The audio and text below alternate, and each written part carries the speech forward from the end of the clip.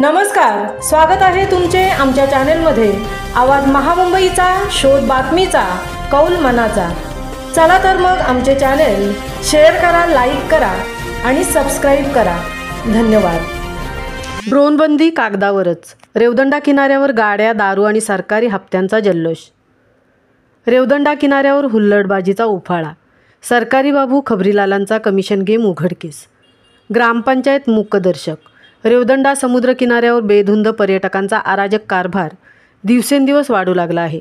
सरकारी बंदी असतानाही किनाऱ्यावर ड्रोन उडवणे, चारचाकी वाहन समुद्रात घालून धिंगाणा घालणे, दारू नंतर बेभान वेगात गाड्या चालवणे अशा अनेक घटनांनी स्थानिक नागरिकांमध्ये संतापाचा भडका उडाला आहे।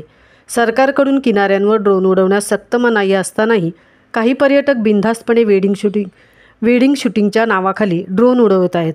हेच नव्हे तर मोफत शूटिंग करणारे काही जण स्थानिकांना उलट धाक दाखवतात, दमदाटी करतात। हे सर्व खुलेआम सुरू असून स्थानिक प्रशासन आणि ग्रामपंचायत जाणीवपूर्वक डोळेझाक करत असल्याचा आरोप नागरिकांनी केला आहे। समुद्रकिनारी दिवसा रात्रीच्या वेळी दारू पार्टी, दम मारो दमसारखी दृश्य आणि गाड्यांसोबत समुद्रात घुसणारे पर्यटक या सगळ्यामुळे रेवदंडा किनारा हुल्लडबाजीचा अड्डा बनू लागला आहे। किनाऱ्यावर गाड्या गेल्या की खबरीलाल नावाचा एक जण सरकारी बाबूंना फोन करून बोलावतो। त्यानंतर तोच सरकारी बाबू पर्यटकांकडून हप्ता वसूल करतो आणि त्यातून खबरीलालला प्रत्येकी गाडीमागे 500 रुपयांचे कमिशन दिले जाते।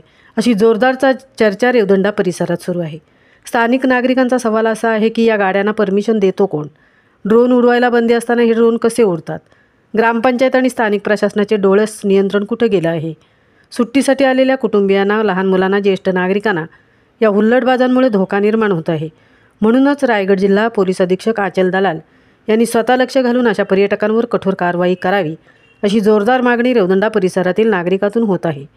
नागरिकांचे म्हणणं आहे की प्रशासनाने तातडीने बंदोबस्त केला नाही तर हा समुद्रकिनारा पर्यटकांसाठी नव्हे, गुन्हेगारांसाठी हॉटस्पॉट बनेल हे नक्की। आवाज महामुंबईचा चॅनेलसाठी निलेश फुंडेंसह तृप्ती भोईर, रेवदंडा।